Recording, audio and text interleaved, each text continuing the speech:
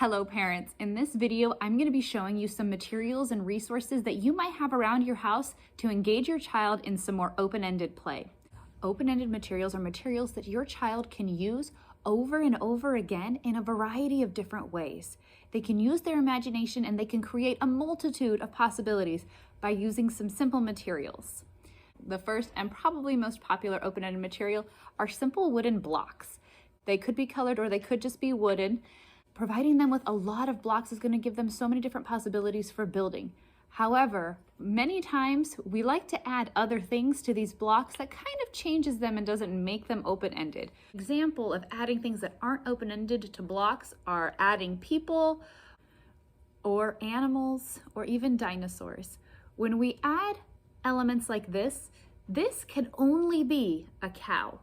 A person can only be a person. But when children use just blocks and that's all that they have to use, their imaginations can run wild. This could be a person and this could be a cow.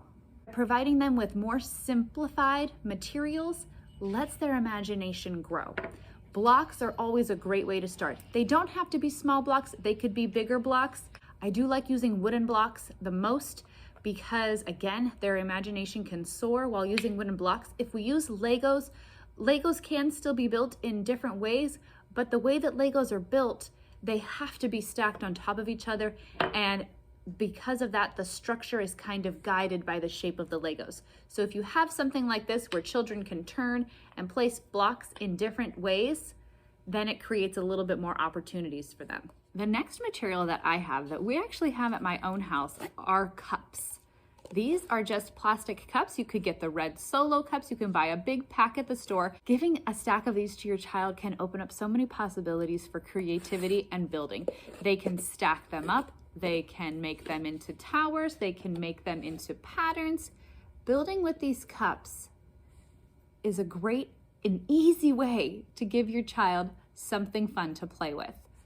Now, if you want to add something to the cups, if you don't think it's enough, or if your child is struggling to play with just the cups, then you can add craft sticks. Craft sticks, again, are going to give your child another layer of possibilities. So if they have a cup, they can lay their craft sticks on top of it, and it gives them a little bit of a stronger surface to build on. Or you never know, they might come up with completely different ways to use those materials. The beautiful thing about having open-ended materials is the children get to decide how they want to use them. Since we're on the topic of craft sticks, another way to use craft sticks and some kind of clothespins. These ones, again, you can buy them at the dollar store or you can also buy them at Walmart, and your child can work on connecting these and finding new ways to build and create. This is a great STEAM activity. And it gets their problem-solving skills engaged because they have to figure out not only how to open and close their clips, but how to construct and build something that's going to stand up. And these are easy materials that you can grab for very inexpensive, or you might even have them sitting around your house already. A third variation that you can do with craft sticks is something that we do in the classroom, is we add Velcro to the corners. Again, you can just get a strip of Velcro and cut the little pieces, and adding them just to the ends again gives your children chances to explore with connecting the sticks in new and different ways. So there's a couple of options that you can do with the craft sticks and the cups and the clips. The next thing that I have is kind of a little bit of an odd material, but trust me, I know that you have them around your house. You might need to start collecting them before you have enough to let your child play with them. But what I have are lids.